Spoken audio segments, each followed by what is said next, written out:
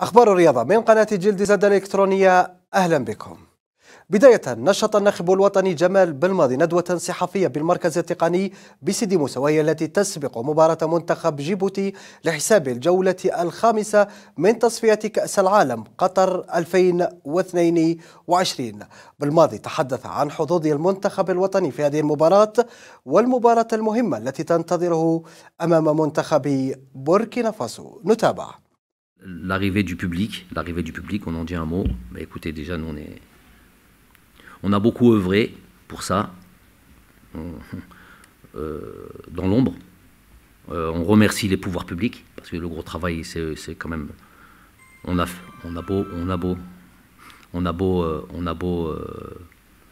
a beau souhaiter, on fait des demandes, on fait notre démarche, on fait ce qu'on peut faire, mais ensuite il y a les responsables qui décident. Donc on remercie les pouvoirs publics pour avoir accepté d'ouvrir le stade au public. Et voilà, et après il y a une demande qui est faite aussi à la CAF. Voilà. Donc tous les acteurs et tous ceux qui ont œuvré pour que le public revienne, voilà, on les remercie aujourd'hui. Si je peux faire un appel à tout ça, ben voilà, si on veut que voilà, qu'on soit Inch'Allah présent pour un match décisif au mois de mars, il faut que ça se passe bien. Il faut que ça se passe bien sur ce match du Burkina.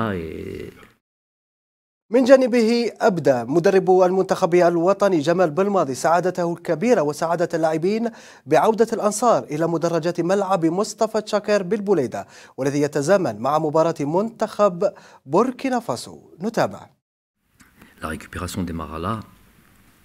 Le plus vite on arrive à Sidi Moussa, je pense qu'on arrivera ici autour des 22h, 23h, même si c'est toujours difficile de dormir après un match, mais le plus tôt on ralliera notre centre national, le mieux ce sera.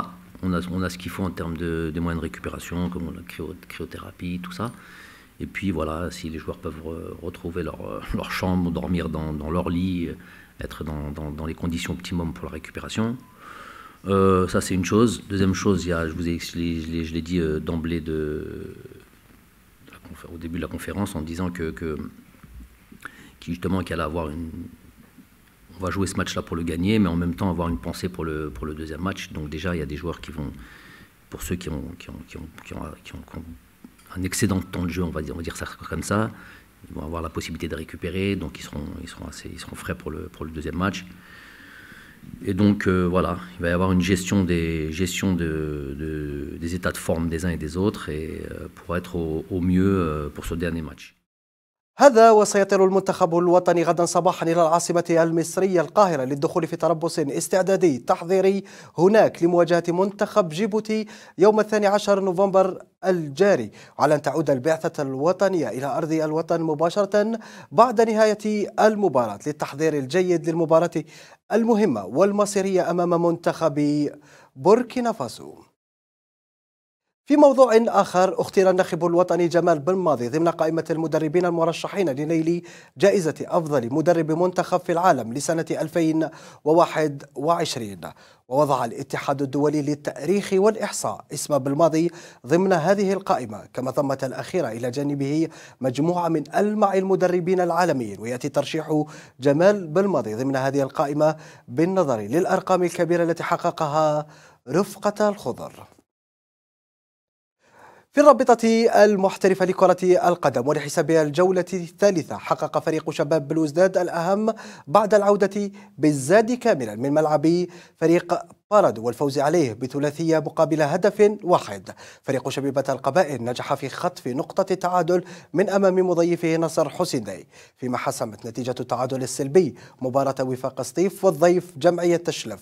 وعلى نفس النتيجة انتهت مباراة أمل الأربعاء وهلال شلغوم العيد، فيما وصل فريق اتحاد بسكرة سيطرته على البطولة بعد تحقيقه الفوز الثالث على التوالي، وهذه المرة أمام فريق سريع غليزان، فيما حقق أولمبي المدية فوز مهم بنتيجة هدف دون رد على حساب مولودية وهران. في الختام، ترأس رئيس الاتحادية الجزائرية لكرة القدم شرف الدين عمار اليوم بمقر الاتحادية بدال إبراهيم مراسيم تنصيب الرسمي للدبيشي منير في مهامه الجديدة كأمين عام للفاف خلفا للأمين العام السابق محمد سعد. حفل التنصيب الذي سبقه تسليم واستلام المهام بين الأمينين العامين عرف حضوركم من نائب رئيس الاتحادية ورئيس لجنة كرة القدم المحترفة ياسين بن حمزة ورشيد أوكالي عضو المكتب الفيدرالي ورئيس لجنة المالية. بهذا الخبر مشاهدينا نصل وإياكم إلى ختام هذا الموجز الرياضي، نشكركم على حسن الإصغاء والمتابعة.